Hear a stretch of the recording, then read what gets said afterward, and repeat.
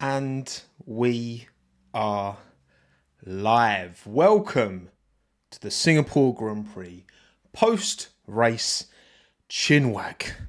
My name is Tommo.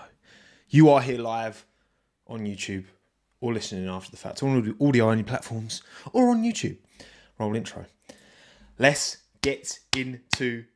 I'm excited to talk about this one. How we doing, everyone? Welcome. Thank you all for coming. Belinda, Adam, Joe, Jozo, Iasu, Sava, David, Not James, Oscar, Physics, Talise, Dan, Kane, Seth, William, David, Ian, Mike, Clue, Christopher, Gabe, Joel, Danielle, Crib, Jay Lewis, Ben, Matthew, Felination, New Zealander. Oh, you must be chuffed after what happened yesterday. Jake, Connor, Danny, Eb, Olivia, Chloe, Tank, Nathan, Maximilian, Sava, Christian, Aidan, Howan, Splurge, Antonia, Amber Ed, David, Ferrari fan, Rohan.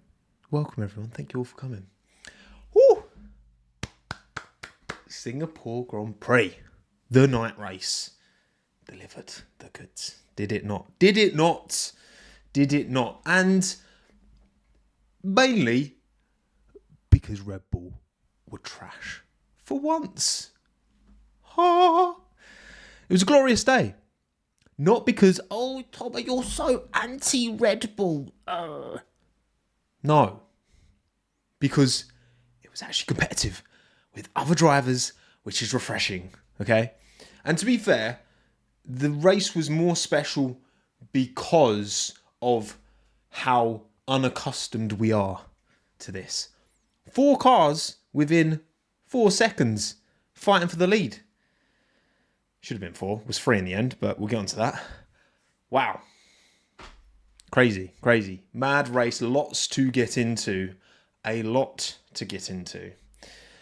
1.7. We are well within 4 seconds. Like, comfortably within a second per car. Unreal. Thank you, Mandler, for the 39. Zar, justice for Yuki. We'll get onto him as well. Carlama GP, one day. I do hope so. Would be fantastic to take a trip to South Africa for an F1 race. Would it not? But yeah. So much to go on to. So, I mean, Steve, trash by their standards. Come on now, obviously not. Like, what would be trash if you rocked up in a, Mark V Fiesta, 1.3, 8 valve, like I had my first car. That would be actual trash, okay? But they were trash by their standards. Crazy. Right, let's get into it. Let's first get a poll going. Race rating out of 10. And I'm not even going to ask in the live chat for rough numbers because, I mean, the top end is a 10 for sure. Whether you think it's a 10 or not is up to you. So is it a 10? Is it a 9? Is it an 8? Or is it a 7 or less? Because, of course, the context of us getting a battle with a non-Red Bull car, multiple non-Red Bull cars at the front, did make it more interesting, more intriguing. Like, this was going to be the first non-Red Bull to win a race all season. If there were 2 Red Bulls within the 4, would it have still been exciting? Of course. Would it have been as tension-filled? Maybe not. The fact that all 4 cars who were involved, potentially in for a win, were non-Red Bulls was exciting. But what we saying? What we giving this out of 10, chat? What we giving this out of 10? And a quick reminder as well to check this live stream out. If you're listening in your ears, a few of you, about a tenth of the audience I get on YouTube listen audio only. But I want to increase that. I want more people to not look at me. That's basically what I'm asking for you to do. So if you don't want to look at me, Apple Podcast, Spotify, all that, all right, all that. Thank you, Danny, as well. Thanks for always mentioning Kyalama GP. Good vibes from Cape Town. You're welcome, Danny. I think it's... Look, if this sport wants to take that pledge of being truly international seriously, then at least have a race on every continent. Maybe not Antarctica. Sorry, Antarcticans, but let's at least get 6 of the 7 7 continents? I think so. But anyway, come on, get your ratings in for this race. Is it a 10, 9, 8 or a 7 or less? If you've given it a 7 or less. I saw a few of you, maybe not you, but maybe you, on Twitter, being like, this race was really boring. And you go on, and all of them were Dutch. Honestly, it's so funny. It doesn't matter who you are. If you're a Lewis fan who's like, this Max domination is unseen before and it's so boring. Or if you're a Max fan who's like, oh, it's so boring because Max wasn't at the front. Behave yourselves, will ya? All right?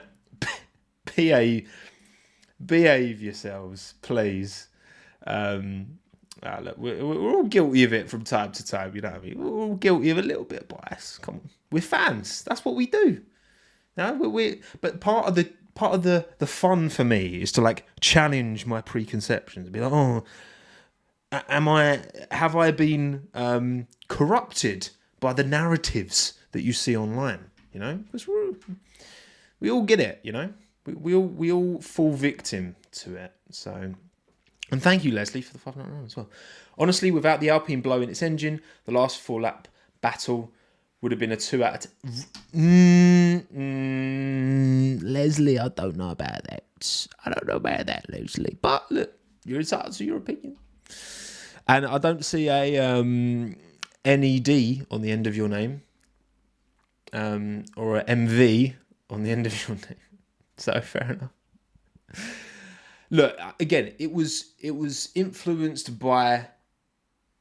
Look, there's many a race that's been a bit, and then you get a safety car and it comes alive. You know, that's part of the unpredictability of Formula One, and part of what has made so many great races has been some random person shunting it and putting it into a wall or breaking down or whatever. And you take what you're given, you know, and you adapt and you react accordingly. And I mean, on this day, it was a stinker from Red Bull in qualifying, and then when the safety car and the VSC did come, it also came at a pretty bad time for them. So, yes. Right, race rating out of 10. 5% of you have given it a 7 or less. 23% of you have given it an 8. 48% of you have given it a 9, and 24% of you have given it a 10 out of 10. 10 out of 10. Well, look, for me, and I was honestly like, I watched again, it's really good that Sky Sports do extended highlights. You might not be able to watch them actually because I think it's geo-blocked if you're not in the UK, so sorry. But Sky Sports do extended highlights of the whole race, which is like 20-something minutes for this one. So I watched it all back this morning. And it was good. Was it a 10? No. Was it an 8? I was debating between an 8 and a 9. But I gave it a 9. I decided to be generous because I think there were many levels to it. There was some quality battles, great overtaking. That cutback from Ocon on Perez was glorious. Great wheel-to-wheel, kept it clean. Ocon, Alonso as well, super, super close proximity. Lando defending from George, super, super close, kept it clean. Not everyone kept it clean, and we'll get into that. And then the crescendo towards the end of the race of George coming through and then George crashing. And if it had been the other way around, with Lewis have made the move on Lando, he would have been more likely to make the move on Lando, I think. Whether he would have done it or not, debatable, but again, we'll get into that. And Carlos Sainz, perfect drive. I mean, I think, you know, Max has won a huge amount of races this year, and a lot of them have been fantastic. A few of them have been perfect, but this drive from Carlos Sainz, unfaultable, unblemished perfection. Behind the wheel, in his head, he's playing the games you had to play. Chef's kiss. Put it on pole as well. Carlos Sainz, very vamos. Very vamos. And you know what, like, I've talked about I've talked on my belief that Carlos Sainz is somewhat underrated. And I did a video a few months ago. And I think these last couple of races, he's really come into his own. And he's demonstrating a level of performance and a level of proximity to Charles. Because Charles the golden boy, and understandably so, when he hooks it all up, Charles Leclerc is pace-wise, I think, quicker than Carlos Sainz when he hooks it up.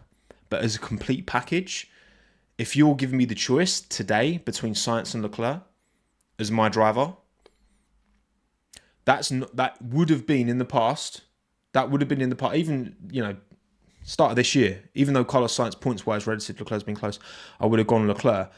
But the consistency and the maturity that man showed this weekend and last weekend, last race, in Monza, makes him one hell of a compelling driver, I'll tell you. And all those rumours of Audi sniffing around him.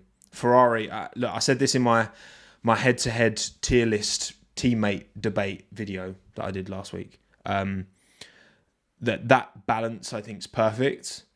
I think, look, it's been 2 great weekends for Carlos. So, very, very, very decent. Very decent. But yeah, 9 out of 10 from me. And 47% of you agree. So there you go. Thank you, Prue, by the way, for the $4.99. As a Checo and RB fan, was glad to see some new faces competing for a win. Crime Stopper Carlos with the dub. What grade does Minton give the race? Oh, well, we'll have to get Minton's insight a bit later on. Don't worry, Prue. We'll get Minton. Now that I've worked out how to put ad breaks into these live streams, I can... I give you ad. No. Yeah. You receive ad. And... Wait, what? No. Basically, you receive...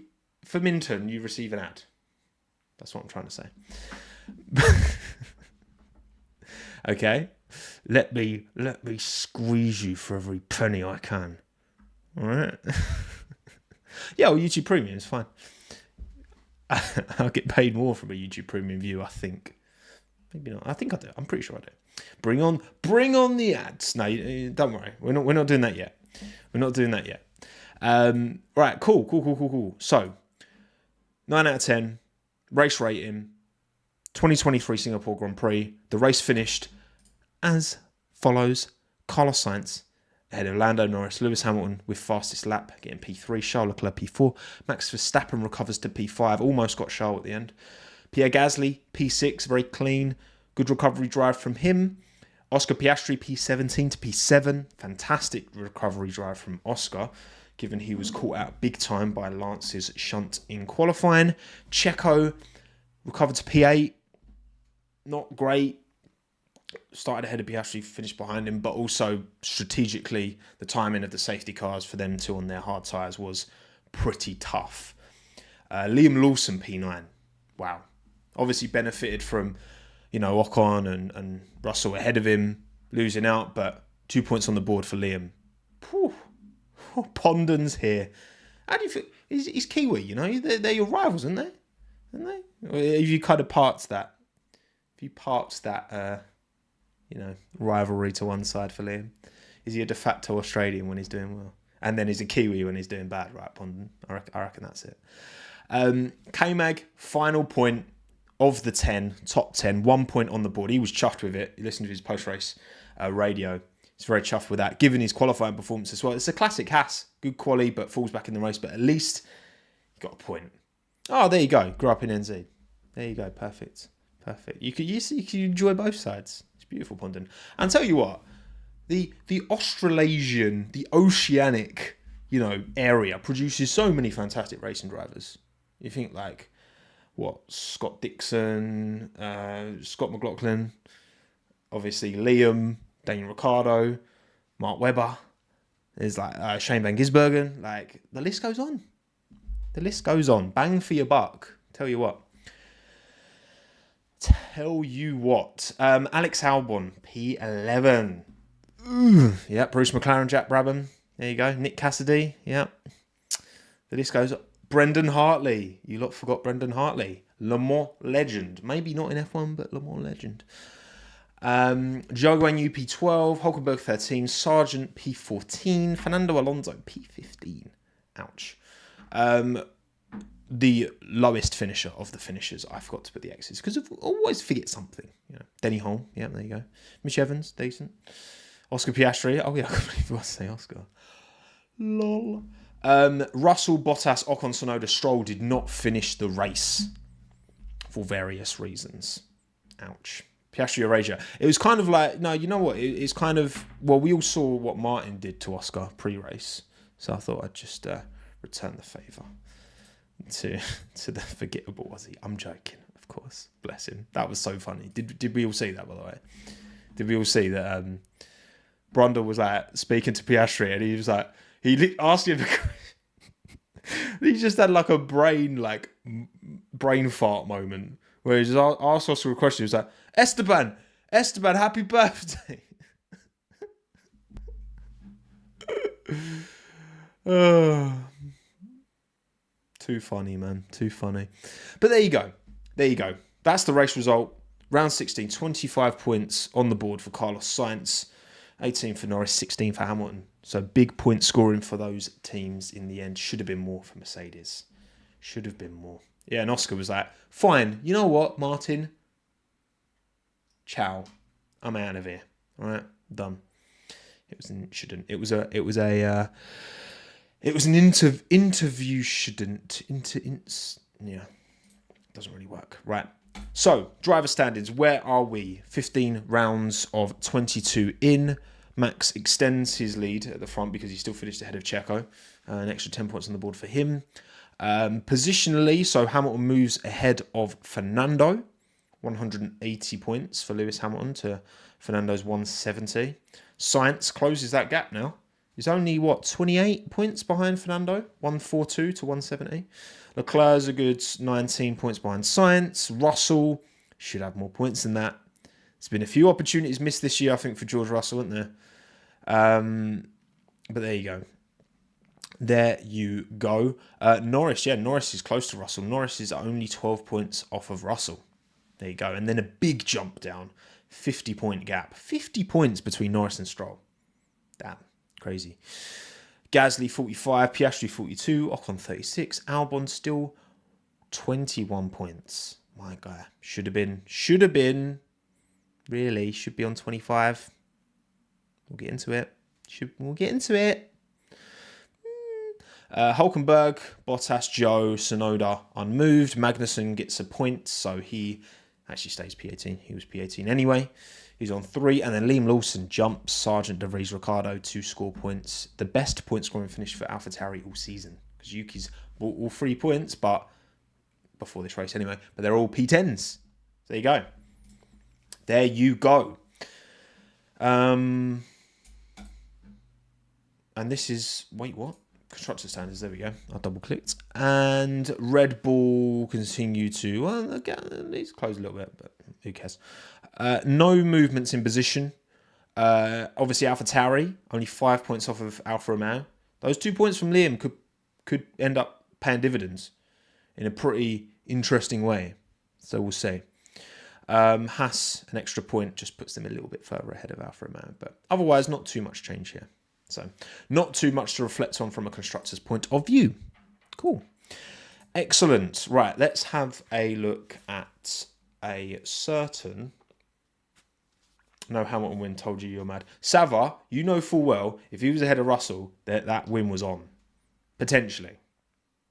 It would have been hard, but Lewis could have won this race.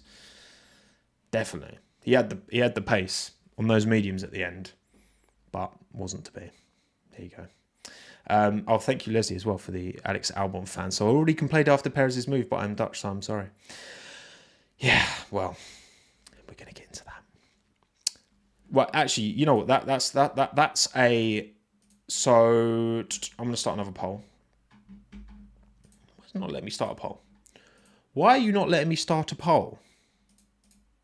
Let me start a poll, YouTube. Has it taken away my poll privileges? What's going on here? What's going on here? Oh, it's because I haven't ended the other one. Well, why that was why wouldn't it show me that? Right, anyway, right, let's so. Oh, actually, no. We're gonna wait. We're gonna wait until we get into it. We'll get into it. Patience, everyone. Bangers and clangers. I put the poll out this morning. Google Forms poll, so YouTube can get in the way of that. Asking you your banger drive, clanger drive, driver and team individually. So, for me, and again, I'll do mine first, so I'm not influenced by your awful takes. For me, it's pretty cut and dry. I mean, clanger, for me, it's either Perez or Stroll. I mean, Stroll didn't even make the race because he shunted in qualifying, which is a big clanger, but Perez took 2 people out. So he's getting my clanger drive. Banger drive, obviously Carlos Sainz. Obviously, it was a perfect weekend. Banger team, Ferrari, 2nd weekend in a row. Look, yes, they kind of... Leclerc, I don't think they could have done too much more with Leclerc. I mean, yeah, if they'd have pitted Leclerc when that VSC came out, but they didn't have an extra set of mediums. Mercedes did. They were the only team up there to have the extra set of mediums. So that wouldn't have really worked for Charles. So, you know, is what it is. And clanger team Aston Martin, my goodness. Well, again, with Stroll's escapades, with Fernando making a mistake, going over the line, then coming back on, then taking the 5-second penalty, then terrible pit stop. It was just clanger after clanger. And Fernando locked up, didn't he? He went straight, and there was potentially something broken on the car, maybe. I'm not sure. But either way. A very forgettable day for Aston Martin, Aramco Formula One team. I mean, George for clanger, look, at the end of the day, great qualifying. Was in, before that VSC anyway, he was kind of prime behind Sainz, and it's a game of fine margins, is this sport, and he was on the wrong side of that margin. So those are mine: Sainz, Perez, Ferrari, Aston Martin. Yours, pretty much the same. 1,677 of you voted, so thank you very much for voting. If you did vote, if you didn't see the poll, follow me on Twitter at Tommo. Am I still Tommo on Twitter? Aren't I? Yeah, I am. Because it'll always be Twitter. Tommo F1. Maybe I should change it to Toxommo. TXOMMO. Maybe I should change that. I think I will. Or subscribe to the channel on YouTube so that you see the polls that I share on my community tab. So yeah, banger drive, 63% of you gave it to Carlos Sainz, 14% Lando, 13% Liam Lawson, 5% Oscar Piastri. Those are your banger drive top 4. Clanger, 32% went with Checo, 24 Alonso, 13 Russell, 11 Sargent. How you lot didn't put Stroll in the top 4 of clanger drive is beyond me. Don't really get that. But there you go. Oh, Tomox. Maybe Tomox. Yeah. X just doesn't hit. I know, right? Elon just wants attention. Banger team. 52% of you went Ferrari. 27 Mercedes. 18 McLaren. And 2% of you, shout out to you, 2% of you went Haas. Haas point. Love that. Love that. Yeah, exactly. He didn't start through his own misdemeanor in qualifying. So no drive, no. You can't have a clanger if you don't get in the car. Technically speaking, actually, you can't drive. You didn't drive the car. Actually. Whose fault was that? Whose fault was that it didn't drive the car, alright?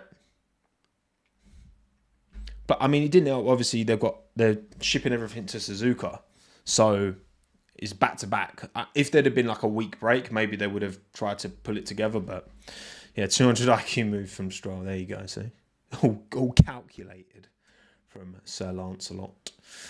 Banger team, yeah, 52. Oh, I've already read through that. Clanger team, 43% of you gave it to Red Bull, understandably, given the precedent, the expectation, the standard they have set. 39% of you went Aston Martin, 10% Alfa Romeo, 3% Alpine. Obviously, Bottas's car broke. Joe went pit lane to P12, so he did pretty good. He was a bit stiffed by the safety cars as well, but there you go. there you go. Stroll had 0 mistakes in the race, to be fair. Well, so did I.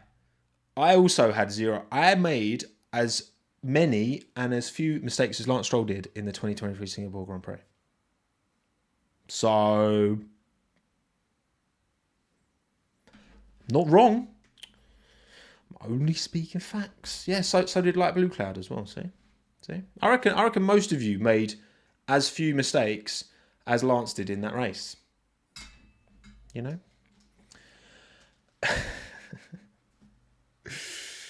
Oh, brilliant. One day, you'll see me in that car one day. One day. What's wrong with this cap, Chowdhury? Only W's. All right, take him with this cap. So, bangers and clangers, done. Capiche. Let's move. Let's go team by team now. Let's break down the performances from everyone. A little voice break there. Performances from everyone. Starting with Williams.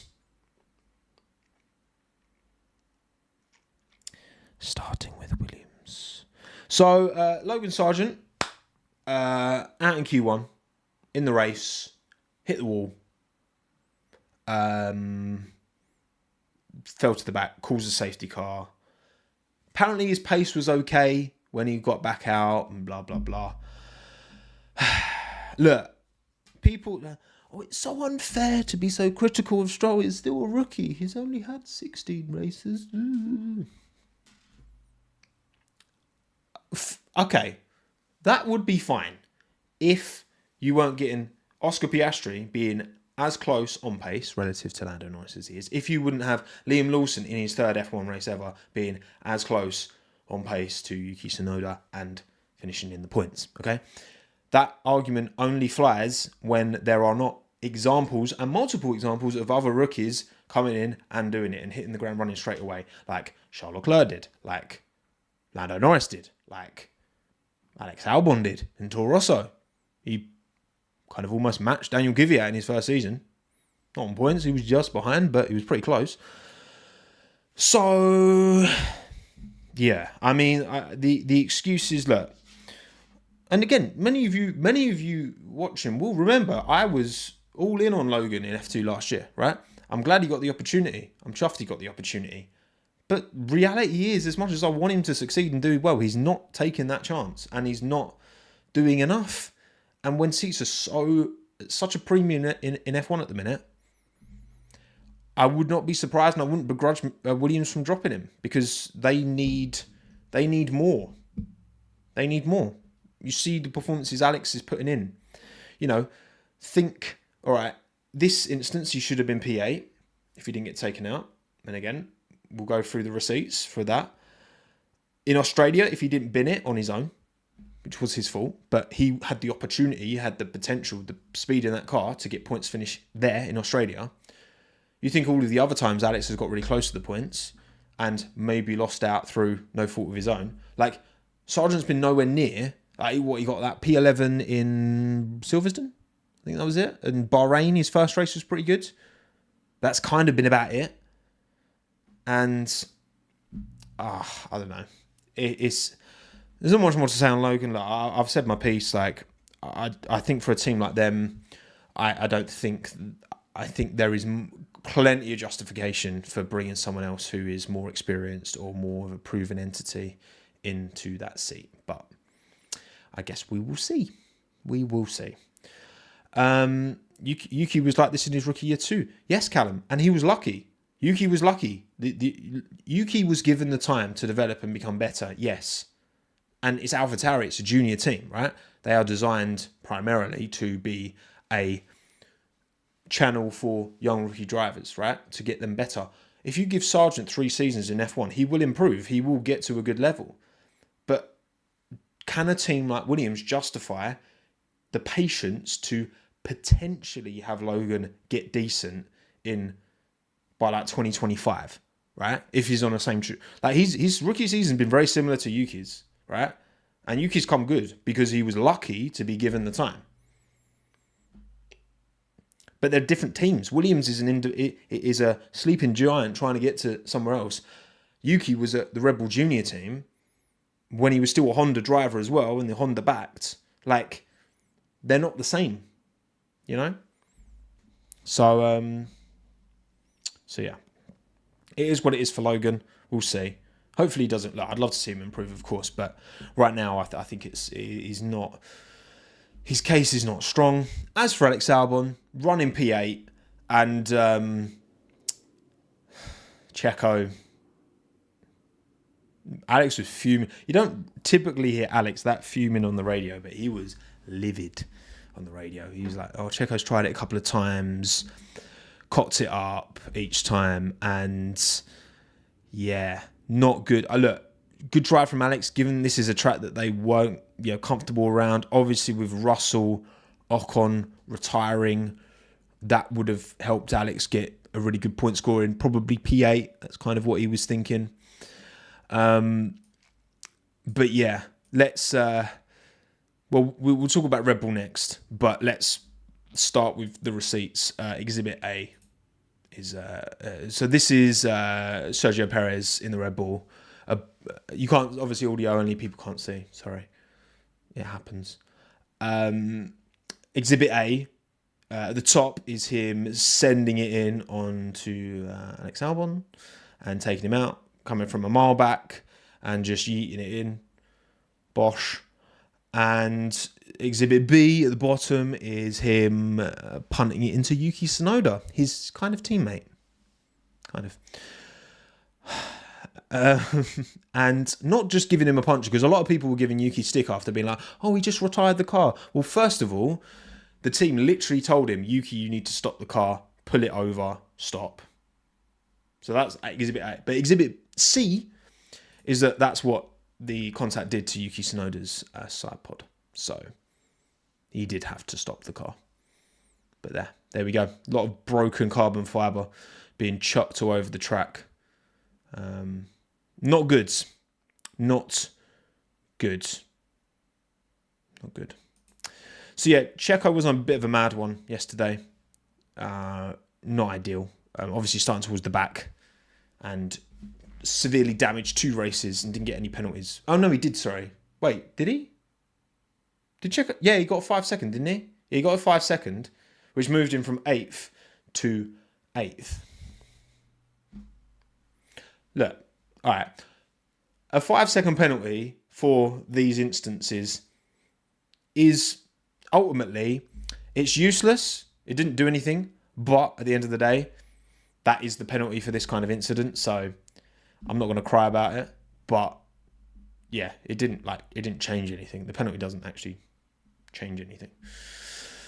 So, you can't, again, it's the whole, should a penalty, if you've ended someone's race, look at how close Alex is to Liam Lawson. He's putting pressure on Liam, trying to get that position. And then obviously Checo decided to be like, nope. It didn't achieve anything, the 5 seconds. It didn't punish Checo, but ultimately that is the penalty for this kind of transgression. So it is what it is. Rumham. Sergio played this one like an F1 23 lobby. Yeah, I saw many an F1 23 reference on the timeline. It was not great. Tsunoda chose to turn in and crash. He probably lost his seat now. You look at that bottom one, you think that's Tsunoda's fault.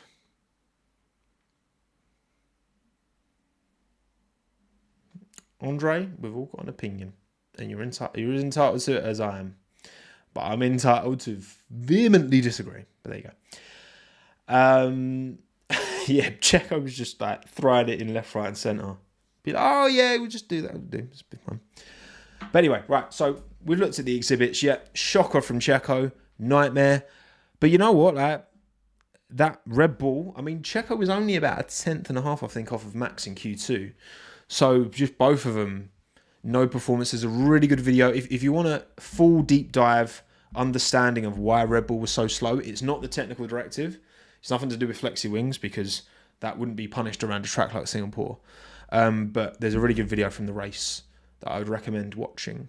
And they go all over what exactly were the contributing factors. You know, it's the bumpy road surface played a big part in this.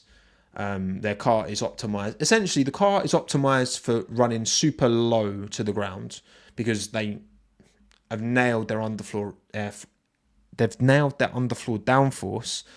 So the car's design fundamentally is based around it being low to the ground. But because Singapore is bumpy, you can't run it that low to the ground. So they had to raise the car up, which then just messed with all of the.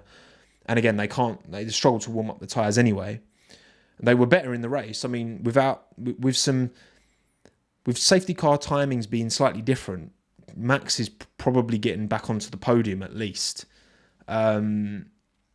So race pace, they kind of recovered a lot of that issue. But yeah, it was basically that kind of messed it up for the Red Bulls. Which again, look, from a sporting point of view, it's refreshing to see someone else fighting at the top. But you know full well they're going to be back for Japan. You know full well that this has, it's matadored the ball. You know what I mean? Like the ball's used to getting bang, bang each time. And this time the matador's gone, whoa, pulled out the little red cape. You know what I mean? Matador's gone past. The ball's fuming. The ball's fuming right now. And they're going to be back in Japan. No doubt whatsoever. Yeah, that is a nice, smooth, nice high-speed cornery track. Max win 100% in Suzuka. No doubt in my mind. Fuming. Exactly, Luca. Fuming. They're going to eat good. They are going to eat good in Japan. And I really hope, because Yuki's had 2 immediate ends to his races in a row. Monza, obviously, didn't even make the start. This, taken out by Checo, first lap. It is home Grand Prix. Could everyone just leave him alone, please? Just let him cook, right? He wants to open a restaurant, so let the man cook, please. I beg. So yeah, not a good day for Red Bull Racing. Not much more to say there, really, to be honest. Decent recovery from Max in the end, and yeah, obviously AlphaTauri next. Yep, again, let Yuki cook. Not much more to say about his race in the end. Man, Liam Lawson is giving Red Bull something serious to think about. Because my word, this kid is taking his opportunity. He is taking his opportunity. Unreal just to finish in Zandvoort, let alone to finish, 12th, wasn't it, or something like that? Mad conditions, and he kept it clean pretty much all weekend. Kept it out the wall, which many a much more experienced driver than him did not. Unreal. Monza, quality yet again from Liam Lawson. And then here in Singapore, look, again, you got to be there to benefit when others fall foul. And yes, Russell and Ocon would have finished ahead of him, and he probably would have finished P11 if it wasn't for their 2 misdemeanors in the end. But he was there to capitalise and got the 2 points. And eliminated Max in Q2 by 7 thousandths of a second, which was phenomenal. What a vibe. And what can you say? So, Adam, when you say Yuki knows he's out, he's given up. Well, no, the car broke through no fault of his own in Monza, and then he got taken out by Checo on the first lap. So, I don't understand how. Yes, there's been 2 non-finishes for Yuki in a row, but look at why there've been non-finishes. No, I mean, to be honest, to say to your point, I think that, yeah, Yuki's the one who's most in trouble. Because, the rumours we're hearing like Adidas being linked with AlphaTauri to like take over naming rights for next year. We're hearing, obviously, Hugo Boss is up there and potentially some other brands looking for a way in. And I think if I'm trying to put my objective hat on, right, which I like to think I always have on, but maybe not, that if I'm Red Bull, if I am the ball that is red, as Cameron calls it, if I am Uvidja, if I am senior personnel at Red Bull, and I've got these 2 teams, and we've just lost our relationship with Honda. We've just broken ties with Honda. And we've got this Honda driver that is super Honda backed. And again, I'm fascinated. I would love to know how much of Yuki's... He's a Red Bull driver, but he's also a Honda driver. So who holds the cards? You know, is Yuki more affiliated to Honda? I believe so. I imagine so. That Honda connection is the one. Therefore, if you're Red Bull and you're looking for the next, you know, driver alongside Max or whatever, replacement for Max in 2028, if you're thinking super long term, you know, with Yuki being so close to Honda, I can understand why you wouldn't, you know, want to continue to put your, you know, eggs in that basket almost. And you look at Lawson and how well he's done in 3 races and be like, you know what, we own Liam. He is a Red Bull driver, no affiliation with anyone else. So let's kind of consolidate and see what we can do with him. And Ricciardo's such a huge marketing entity, you know, any, you know, Hugo Boss or Adidas or whoever comes in to take over that team would rather have Daniel in that seat than Yuki.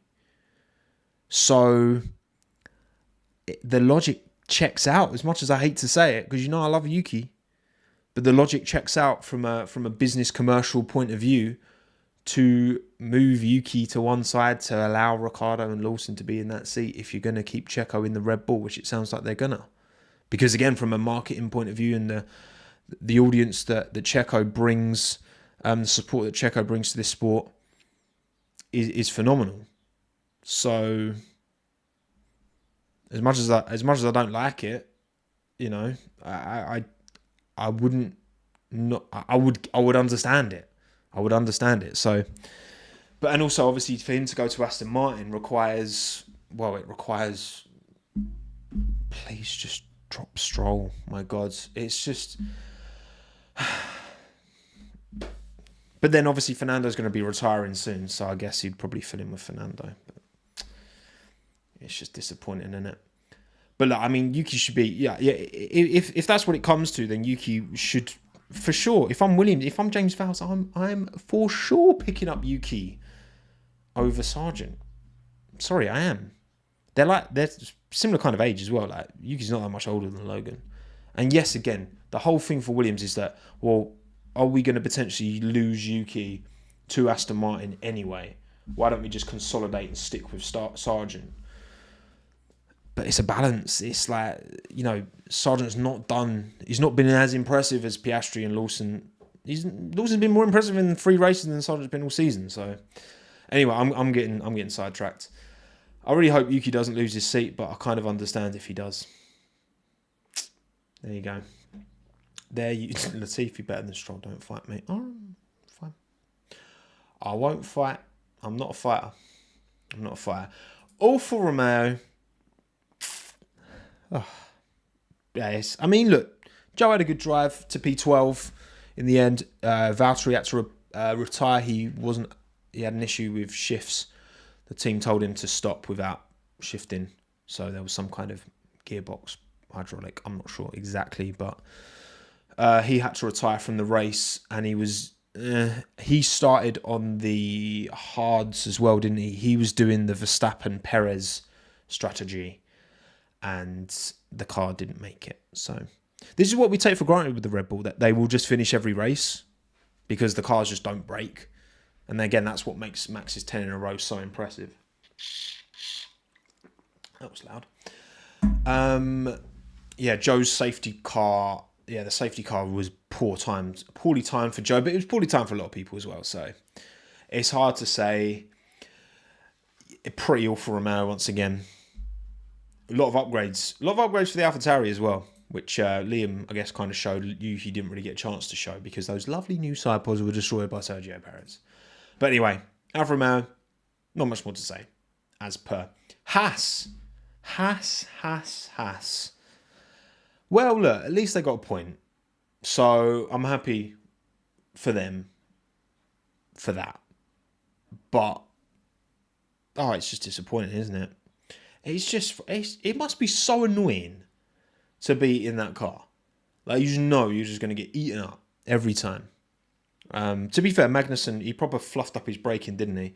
And then he lost about He seemed to lose about 4 or 5 positions in like 3 corners. But actually, no, good qualifying from Cayman. Both Haas in Q3. There's merit. There is pace in that car. It's just getting it unlocked, and it must be doing their engineers' heads in, because they know they've got a quick car.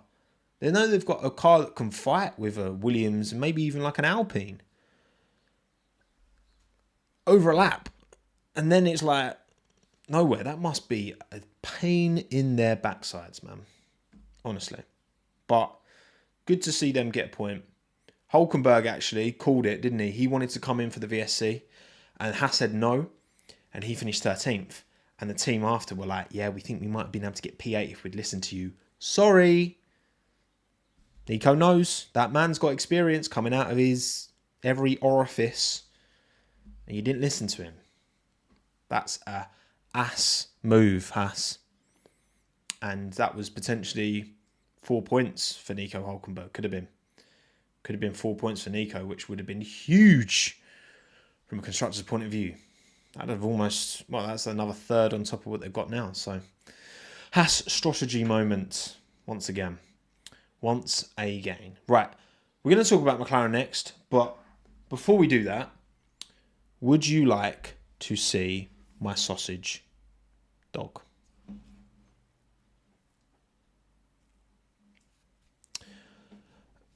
I'm not seeing much reply. Yep. Oh, okay. No. Yes. No. Yes. No. Yes. Yes. Okay. I can't believe you would say no. Who would say no? All right. Well, what I'm going to do, I'm going to go get him, and you're going to watch a lovely ad, and you're going to engage with the ads, unless it's an ad that you don't like, in which case you just pretend to get engaged with it. And I'm going to go get Minton, right? Because then we can talk about McLaren with Minton. McLaren. Run, Ed. See you in a bit. Bosh. You might not be getting ads if you've got YouTube Premium. Well done. Right, where is he?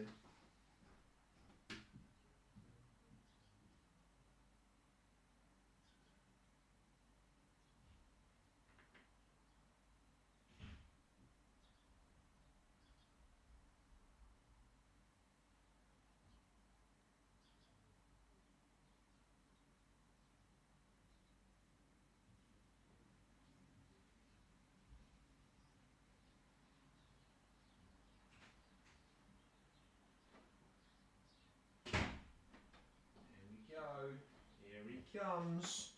It's Minton. Do do do do. Do do do do.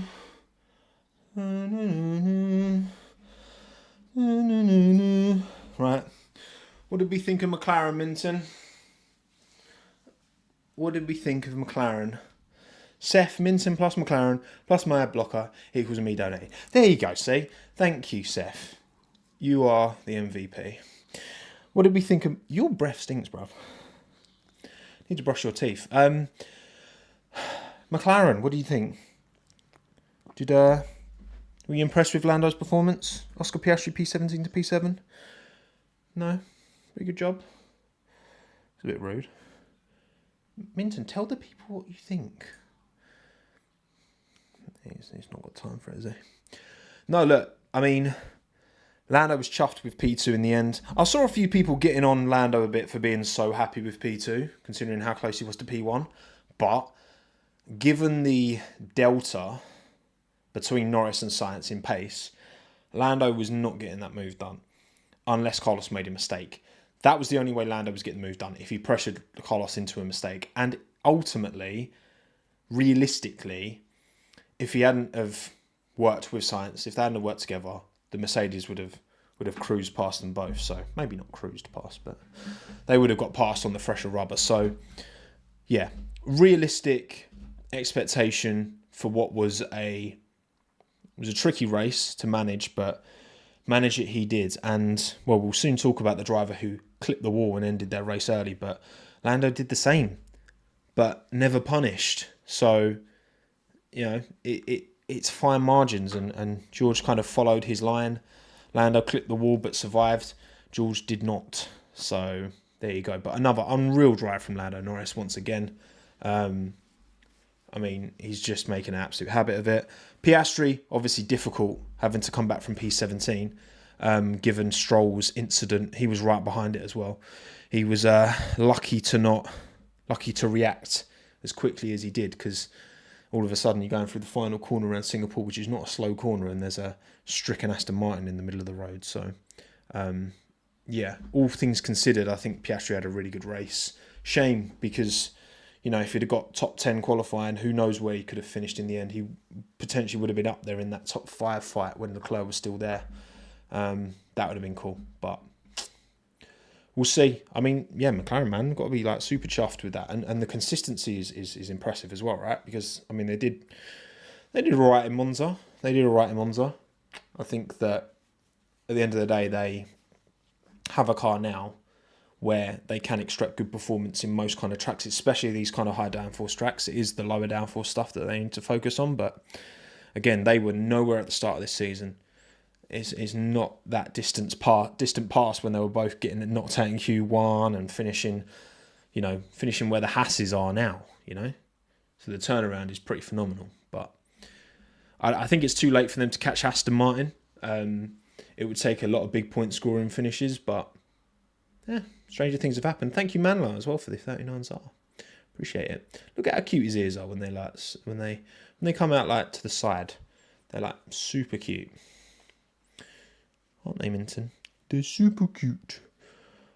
Yeah, the bus cooked. The papaya bus cooked. What can we say? And the special livery looked alright. It didn't look amazing. It looked good from the front. I do prefer it without the blue. That's about it. Oh boy. Right, Alpine. Oh man. Esteban Ocon.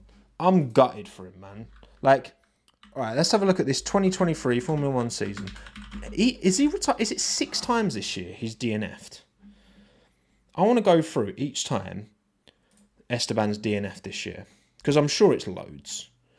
So Ocon did not finish in Bahrain, in Britain, Hungary. It's 5th. This is 5th time. Britain, Hungary, Italy, Singapore, and then Bahrain. First race of the season. So in Italy, what was the issue for Ocon in Monza? I actually can't really remember any of these, apart from Hungary. Oh, in Australia, obviously, yeah, because they were classified finished in Australia. So it is 6 times. They were classified. He was classified 14th, but it wasn't. Obviously, yeah. You had both. Yeah, that was so Australia. They crashed into each other, which more on Gasly, but he was kind of in his blind spot, so certainly wasn't on Ocon. So Australia wasn't Ocon's fault. Singapore wasn't Ocon's fault. Hungary wasn't Ocon's fault. Britain, he just broke down, didn't he? Bahrain, because he got 30 seconds in penalties. Oh yeah, that was quite funny actually. That was kind of his fault. But that was also, I mean, yeah. Either way, Ocon's been mad unlucky. Like, this man deserves better. I'm sorry, he does. Are you right there, Minton?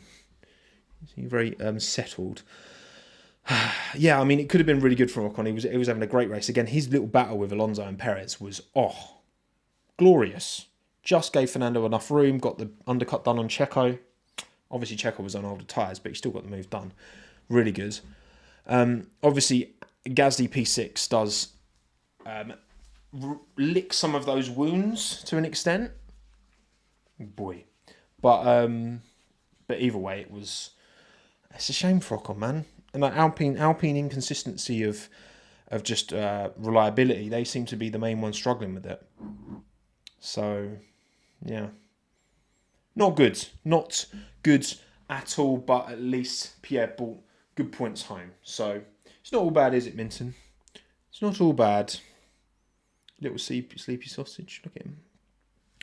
Alpine descending rapidly. It's frustrating because they've got I think they've kind of got equal inconsistencies to Ferrari. It's just Ferrari's best days, they're right at the front. Alpine's best days, they're kind of on the back end of the front pack. But on Alpine's worst days, they're nowhere. They weren't particularly slow around here. They were just You just can't rely on that bloody Allez Bleu power unit to not go. What was the? Do we know exactly what the issue was for? Like, I know it was, whether it's hydraulics or exhaust or whatever. Do you want to go out? You want mittens off? You want to go out? You're going to scratch the door. You're going to scratch the door and actually go out. Go on. Go. What are you doing? Does anyone else's dog do that? You just like walk up to a door, scratch it. You have to open the door and then you just walk off. Matt, what are you doing? Go on. Go. You just look. There's 1,448 people there waiting for you. No, you're just going to stare at me. Okay, cool. He's just going to stare at me. Anyway. Yeah, it's very badminton, that is. Oh, right, go on then. You can get through that gap. You weirdo. My cats do that, yeah. There you go. There you go. There you go. Not much more to say on Alpine. I wish them best. I'm happy for Pierre that he had a good finish, but gutted for Esteban because he deserved more from that for sure. Aston Martin. Wow. Yeah. I mean, Alonso's pace was okay at the start, but then he messes up, goes over the line, gets a 5 second. When he serves that penalty in the pit stop's terrible.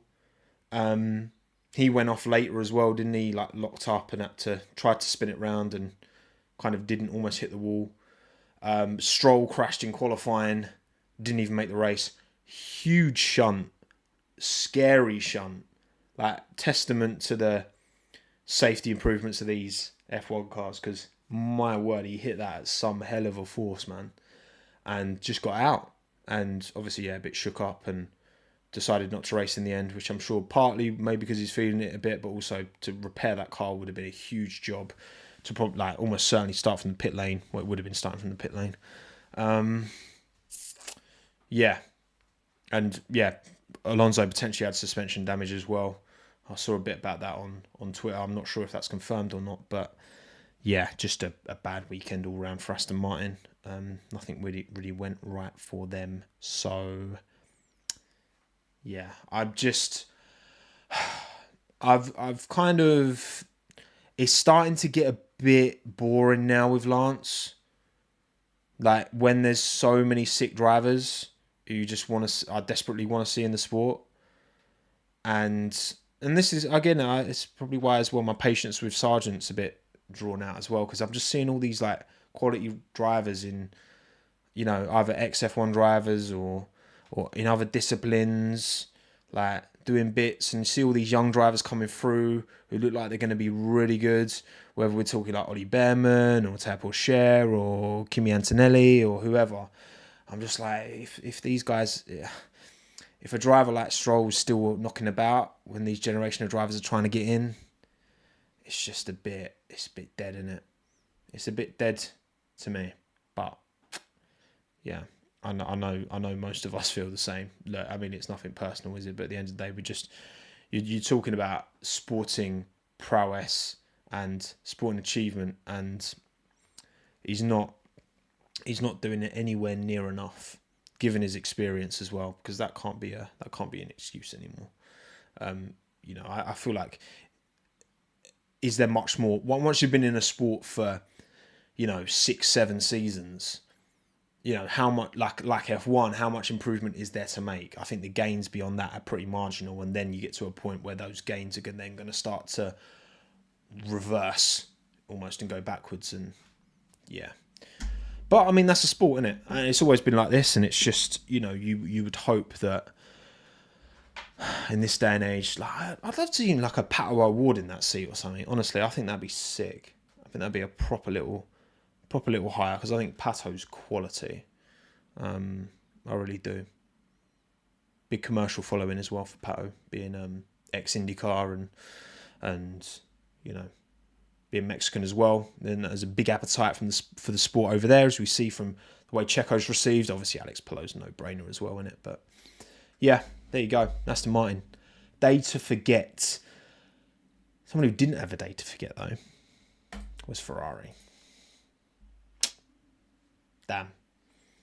Again, you don't get many. You might get someone dominating and winning lots of races, but to have such a perfect nailed-on weekend, and to take that race into his control, like Carlos did, and to have the confidence to, the team played it well. Not driving too far away to try and get everyone running through their tyres and increasing their engine temps by running in hot air. Keeping that gap to George for most of the race, and Charles, of course, as well. That's why they were kind of trying to get Charles to open up a bigger gap between him and Carlos, so that Charles' engine would not get cooked, but that George and everyone else's behind Charles would get cooked. And then obviously the safety car comes out and messes things about a bit. They have to double stack. Charles loses out. It's nice to see, because I think there was a big concern a lot of us had, right?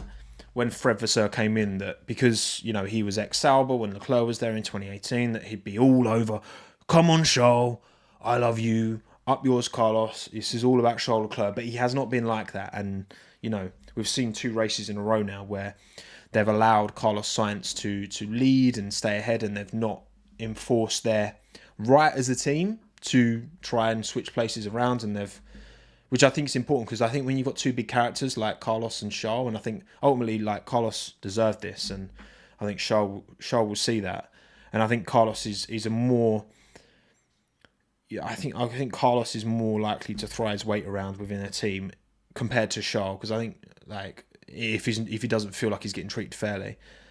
But I think they've been very fair with them. I think they're 2 great drivers, really good drivers. I think Carlos is really showing a step up in these. I hope he can keep it going, but he's really showing a step up in performance and consistency, which is putting him on it's increased my, and I think many of our perception of how good Carlos is. And underrated is a term that's been thrown around for a while, and I think people are starting to see that now, how kind of complete he is as a driver. I still think optimum lap 1 lap pace, I think Charles has got him for sure, but when you're looking at a whole package, it's like when I compare Prost and Senna, over a lap Senna for sure, but the consistency Prost was able to achieve over his career, that takes other skills, not just 1 lap pace to deliver. And that's why if I'm going for an all-star team and I'm thinking who I would pick, I would probably pick Prost over Senna, just because I think in all those other ways, I think Prost excels. So, yeah, and Carl's got 2 poles back to back, of course, but that's 2 races. We're looking at a complete, body of work. Leclerc is still ahead of Sainz in qualifying head-to-head, but it's very close. I think they're one of the 8-7 pairs now. So, yeah, and there we were putting in P13 in the mid-team. I told you, David, lot, when you put in P13 in the mid-table report and I put him like P8, I was like, you've put P13? Are you mad? I know he didn't have a great start to the season, but goodness gracious me. Shocker. But there you go, I think Ferrari in a really strong position. As long as they can deliver on an engineering front, I think they've got a really good dynamic between them 2. I think they've got a really good dynamic. I think they just need the car now. And I think if they can get the car, then I think Ferrari, the pieces are there. I think as a teammate pairing, them 2 and Lando and Oscar are the 2 shining light pairs on the grid for me, if you're talking about working together to deliver a result. But yeah, Carlos, bravo. And it wasn't your day, Charles, in the end, but he played his part to you got to think, like, Charles didn't hold up George and Lewis that much, but maybe that was enough to make a difference, He did hold them up a little bit. Maybe that was enough to make a difference in the end. Because, George was super close to getting past Lando in the end. If Charles doesn't do his part, then maybe not. How does your fantasy team look after this race? I have no idea. I completely fell off fantasy. Just doesn't get me wanting to check it, because it's just another point of anxiety and frustration. That's why I don't do fantasy football or F1 anymore. It just annoys me too much. But anyway, the final team to talk about we will talk about a certain Mercedes-AMG Petronas Formula 1 team who should have been P3 and 4, could have been P1 and 2 on a different day, maybe. Instead, it was just a P3 for Lewis Hamilton. And time for the poll that I was mentioning about doing earlier.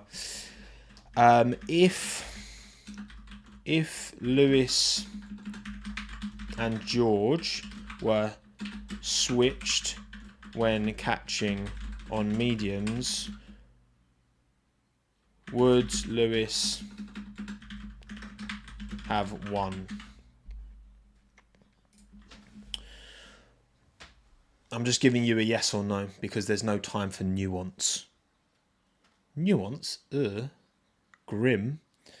If Lewis and George were swapped when they were both catching up to the pack on mediums. Now, again, important caveat. So, when George stopped for mediums, when he came back out, he was about 17 seconds behind Carlos, something like that. But either way, that's double stack. So Lewis was about 4 seconds behind George, all right, on the mediums. Both pitted for mediums, both go out. Lewis, of course, closed that gap by the time George had caught up to the back of Charles Leclerc. But from everything we could see, I think Lewis managed those medium tyres better through that phase, through the phase of catching Leclerc, passing Leclerc, and then pulling up onto the back of Lando Norris's gearbox. It was pretty clear for me that Lewis did a better job of managing his tyres through, and therefore, if the roles had been reversed, would have had more tyre to attack Lando. The question is, would Lewis have had enough of an offset? Because they were talking about 2 seconds? You need about 2 second offset to actually get a move done around Singapore. And obviously, with Carlos playing the strategic DRS game to keep Lando within the DRS to defend himself, because everyone's, he did it because of his friend. No, Carlos did it for himself. Because if Lando is defending from the Mercedes can't pass Lando and therefore can't pass him because he doesn't have anyone to DRS tow off of. You create an artificial DRS drain, which was so big brain from Carlos, and he absolutely nailed it. I think. Well, I think when you say what is the proof of that, Franak, in terms of Lewis being quicker than George, well, just look at the gap Lewis relative to George in that phase between them pitting and them catching up to Leclerc. Like, that gap gets smaller. You can see when George is when George is behind Lando, Lewis is, if anything, there's big chunks of that battle where Lewis is closer to George than George is to Lando as well. And then, of course, there is George binning it, which, look, it's easy to get on George for this, and understandably so, and rightly so, right? George had a big opportunity, couldn't quite get the move done on Lando. He tried. Carlos made it very hard for him. P3 would have been a great result for him.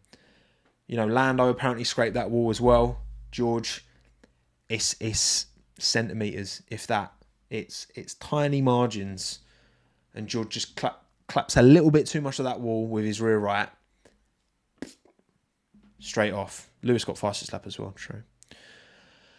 And that's it. And bear in mind, this is Lewis doing it. Yeah, he's getting a bit of a tow from George, but he's also getting George's dirty air. So, but yeah, I mean, obviously, you could see afterwards George was absolutely inconsolable. You got a feel for him, of course. And look, this is top tier motorsport. Like the highs of Brazil winning last year, the lows of this, the lows of Williams when he shunted under the safety car in Imola. George has had some pretty low lows, to be fair. Like he had Sakira as well, where he should have won that race quite clearly, and then Mercedes balls up the pit stop. And then he got a puncture. Like, mad. He's had his fair share of bad luck as George, and this one was on him. It's so fine margins that it's like, it's tough to really go at him too much. But look, he's still young. It's a learning experience. He'll be back. You know, Alex had a shocker of a time at Red Bull, and I think that's really helped him grow as a driver and develop as a character and become, you know, one of the more highly regarded drivers in F1. Obviously, I've got to find a way to talk about Alex. But I think George will do the same. You know, I think that... Oh, there's someone at the door. Hopefully Hannah can get that. We'll see. We'll see with George. I think it was always a risk that... yeah, puncher in quotation marks. It's always a risk, like having two drivers who are... You know, George has shown he's prepared to kind of be almost quite selfish, which, again, I can't really hate on him too much for, but he isn't prepared to be the Bottas to Lewis that Valtteri was. So having them two, you know, the amount of times they've tripped over each other. You had obviously George pushing Lewis wide, which, I mean, Lewis was carrying so much speed. You know, would he have made the corner? Maybe. I think it was probably right that he gave the position back. I did kind of agree with that because he was just carrying a ton of speed. And Lewis and Carlos were talking about that post, but look, I think I think Mercedes obviously on the mediums had really good pace and could well have won that race, but I think it was Carlos Sainz who made the difference. I do. It was Carlos Sainz's race management which denied them the win, denied them probably a 1-2, maybe a 1-2, and got him his second race win in Formula 1. Thank you, Dan, for the 199. What if LH didn't have to give place back lap 1? Well, yeah, look, if Lewis was ahead of George, again, from the fact that Lewis had fastest lap, from the fact that he seemed to be quicker than George coming through, look, is it a guarantee he still gets that move done? Not at all. Because, again, Lando would have had DRS, so would have been able to defend like he did on George. Would Lewis have got that move done? Maybe. I think he would have had a better chance, but you can't say any more than that. I've seen some Lewis fans be like, oh, he definitely would have won. That's cap. He wouldn't have definitely won. Would he have had a better chance at winning? Yes, I agree with that. But yeah, we'll see. We'll see. But I don't think no way either, TJ. I don't think that's fair. I think given how close George did get, the fact that Lewis had more pace in hand, I think of course he had a chance. He would have had a chance in this theoretical, hypothetical scenario. But anyway, if Lewis and George were switched when catching on mediums, would Lewis have won? And it's a very even split. 48% of you think yes. 52% of you think no. And I didn't give you a nuanced option, so But of course, there is delusion in sport cars, and that's we're all a bit guilty of it from times, and you know that's why you take in everything and then you form your own opinions. I'm not sitting here telling you what to think. That's just what I think. And if I hear a good argument elsewhere for an alternative perspective, then I will hear it. Okay, I will always hear it. Thank you, David Harrison, for joining Friends at Tommo, by the way. Appreciate it. And thank you, Mandler, for the free hot dogs. Love that. Cool. Right. I think we are about done. Now, before you go, there is a link in the description. Also, there is a link in the top of the live chat to my video I put out yesterday, just after the Singapore Grand Prix. I went to Williams, the launch of the Golf livery that they did, which I think looked pretty sick. I think most people seem to think it looked pretty cool. I really like the Williams livery. I thought it was pretty decent this weekend. And I got to have a little look behind the scenes, see the show car, chat with Ed Scott, who's head of creative at Williams, talk all about the livery process and the design. So if you like my livery redesigns, I did my own redesign, obviously. If you like my videos like that, go and check it out, okay? Link in the live chat, link in the description down below. So there you go. And thank you, Yusi, for joining Friends of Tommo as well. Appreciate you taking the time. No video this week. Again, I put the video out last night that is kind of functioning as this week's video because I'm away this week with Hannah and Minton. We're going on a nice little 3-family break, just the 3 of us. And I won't be back till Friday. So my Japanese pre-race Chinwag won't be until Friday. So, sorry. It will be kind of after practice 1 and 2, the pre-race Chinwag. So no pre-race Chinwag on Thursday. but it will be here Friday. So yeah, I'm going to finish this and I'm going to upload it to audio only platforms, and you're going to make sure you've liked this video on YouTube if you're watching on YouTube, and you comment down below if you're watching this after the fact, Mizuno, because that is the brand of my little golf glove that I have here. Mizuno, Mizuno. Do it. Make it happen.